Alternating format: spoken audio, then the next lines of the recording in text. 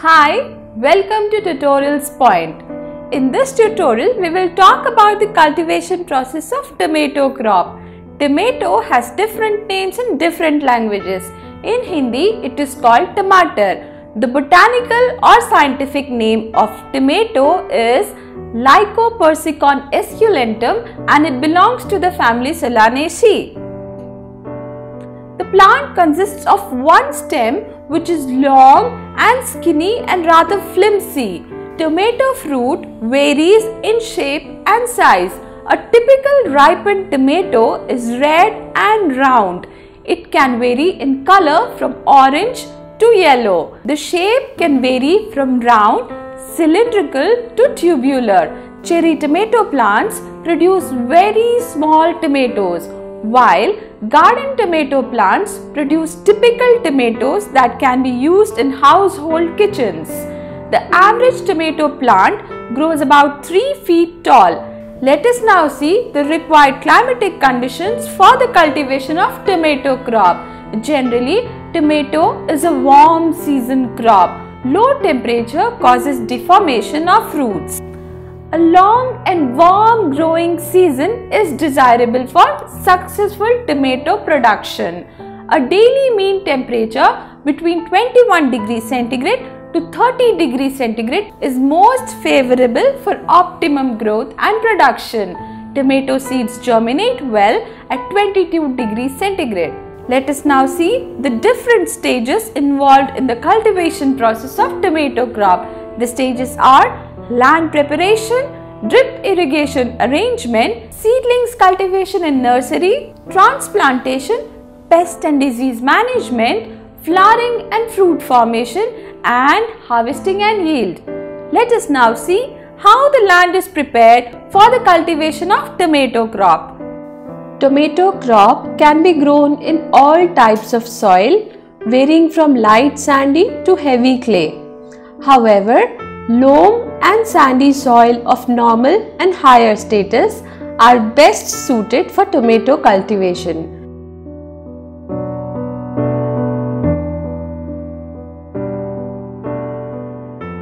The soil should be fertile and well drained. Tomato crop can grow in adverse conditions also, like in soil having high pH, tomato has great adaptability. So, the soil should be thoroughly prepared by ploughing 4 to 5 times before transplanting the seedlings. After ploughing, we have to add bulky organic manure like well-rotten cow dung or compost. The manure is to be incorporated evenly on the soil. Tomato is a heavy feeder crop. Therefore, a balanced application of manure and fertilizers is very important for successful crop production. Well-rotten farmyard manure or compost around 200 to 250 quintals per hectare should be incorporated at the time of field preparation. The crop should be supplemented with 100 to 120 kg of nitrogen and 50 to 60 kg of phosphorus and 50 to 60 kg of potash per hectare. Land preparation is now complete. We will now arrange drip irrigation for the field. Drip irrigation saves water and fertilizer by allowing water to drip slowly to the roots of plants, either onto the soil surface or directly into the root zone through a network of valves, pipes, tubing and emitters.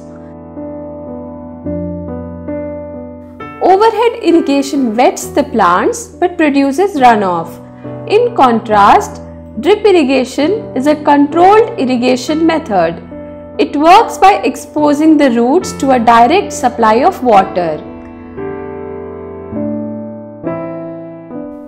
Drip irrigation system releases water in a slow and steady fashion, and a controlled amount of water is supplied to plants at regular intervals. The pro trays are filled with coco peat and a small depression of around 0.5 cm is made with fingertip in the center for sowing. One seed per cell is sown and covered with medium.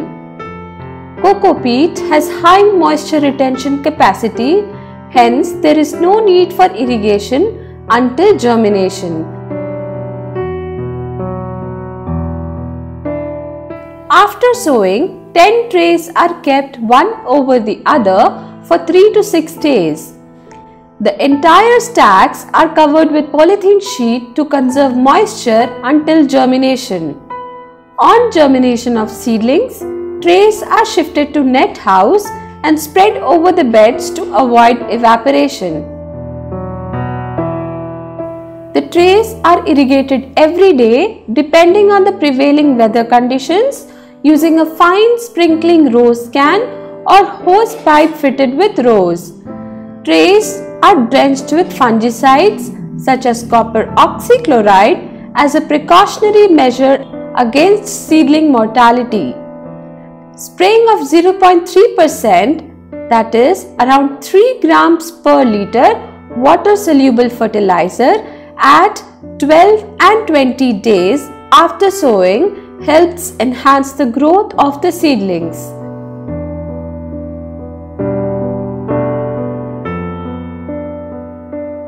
The trays are provided with protective cover from rain by covering with polythene sheet in the form of low tunnel during rains.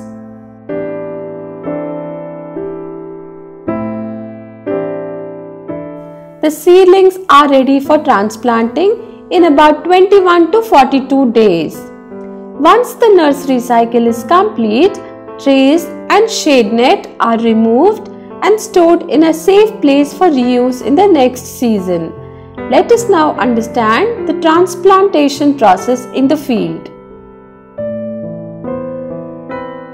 The seedlings are ready in 4 to 5 weeks for transplanting. This is when they attain a height of 12 to 15 centimeters with 3 to 4 leaves.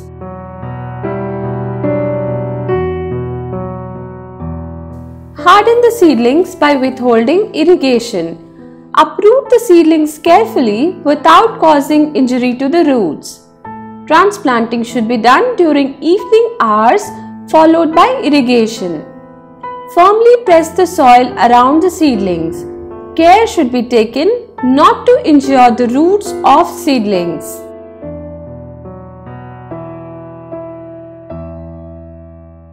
Thereafter, seedlings should be transplanted, maintaining distance of 75 centimeters between lines and 60 centimeters between seedlings in lines.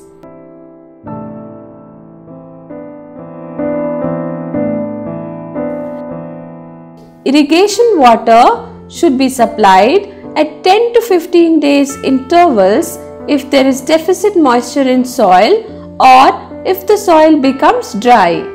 The soil should be made friable with the help of drip irrigation.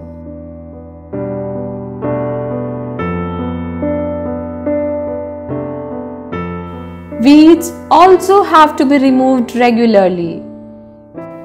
Let us now talk about the pest and disease management in the cultivation process of tomato crop. About 16 species of insects and 1 species of mite can cause harm to the tomato crop. Among them, the main enemy of tomato is the tomato shoot and fruit borer. The insects bore the twigs and fruits of tomato. The infested twigs and fruits should be collected and destroyed. Malathion or sumethion can be sprayed by mixing 10 milliliters of the chemicals with 10 liters of water. Tomato fruit borer can be controlled by spraying malathion. Monocrotophos can be sprayed to control aphids. The major diseases that can attack tomato crop are Alternaria blight, damping off and bacterial wilt. To control Alternaria blight, drench the soil with a mixture of Bavestin. To control damping off, avoid overwatering and drench the beds with Captan or Thiram. To control bacterial wilt, seed treatment with streptocycline for 90 minutes is suggested.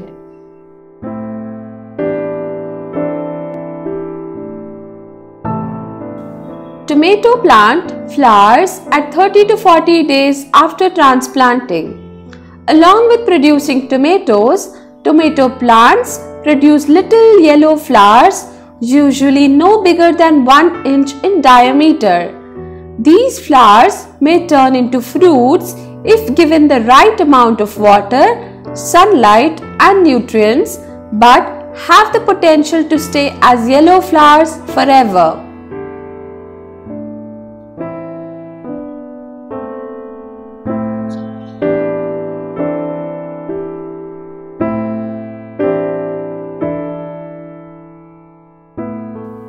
Tomato fruits should be collected before the seeds become hard.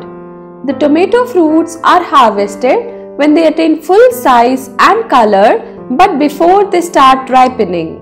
The fruits must be harvested as soon as they have attained the desired size, color, and before they lose their bright glossy appearance and become dull. The fruits are edible from the time they are at the quarter stage of growth until they are near ripe.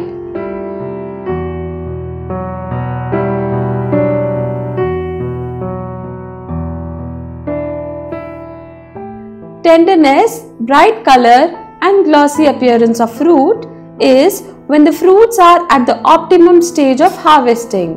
When the fruits look dull, it is an indication of maturity and loss of quality. The yield varies from season to season, variety to variety and location to location.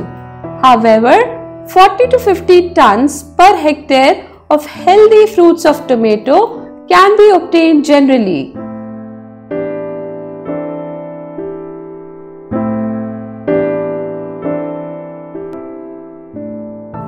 The fleshy calyx and a short piece of stalk are left attached to the fruit. Harvest the tomato when the skin of the fruit is shiny and unwrinkled. Tomato can be stored for up to 2 weeks in humid conditions, no lower than 50 degrees Fahrenheit. Storing in the refrigerator can help preserve the fruits for several days. Thank you for watching our tutorial on the cultivation process of tomato crop. Stay connected with tutorialspoint.com to watch our next tutorials on the cultivation process of different crops. Tutorialspoint.com. Simply easy learning.